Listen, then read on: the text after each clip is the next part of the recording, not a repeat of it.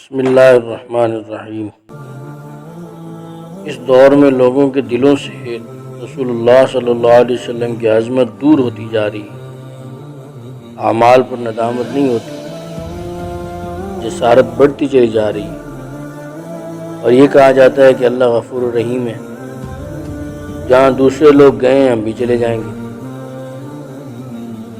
ضرورت اس بات کی ہے اس وقت کہ اللہ تعالیٰ کسی بندے کے دل میں حضور صلی اللہ علیہ وسلم کی عظمت اس درجہ میں بٹھا دے کہ اس شخص کی سوچ، اعضاء، عقائد آپ صلی اللہ علیہ وسلم کے تابع ہو جائے، تو اس سے بڑی اور کوئی نعمت نہیں۔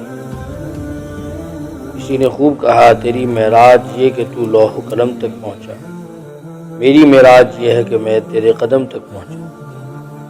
جب ہم حضور صلی اللہ علیہ وسلم تک پہنچ جائیں تو خدا تک اسی وقت پہنچ جائیں گے، کیونکہ آپ صلی اللہ علیہ وسلم کی نظیر ہی نہیں۔ دیکھیے، نعمت ملے تو خوشی اور چھن جائے تو غم ہونا چاہیے۔ اگر نعمت کے ملنے پر خوشی نہ ہو تو یہ ذوق کے خراب ہونے کی نشانی ہے۔ نبی صلی اللہ علیہ وسلم کا اسوہ حسنہ ہے۔ آپ کے اسوہ حسنہ ہونے کا حسن ہمیں محسوس ہونا چاہیے۔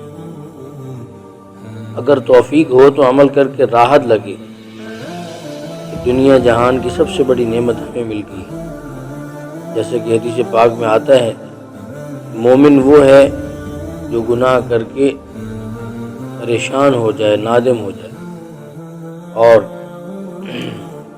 نیکی کر کے خوش ہو جائے۔ مومن وہی ہونا چاہیے جسے گناہ کر کے ندامت ہو۔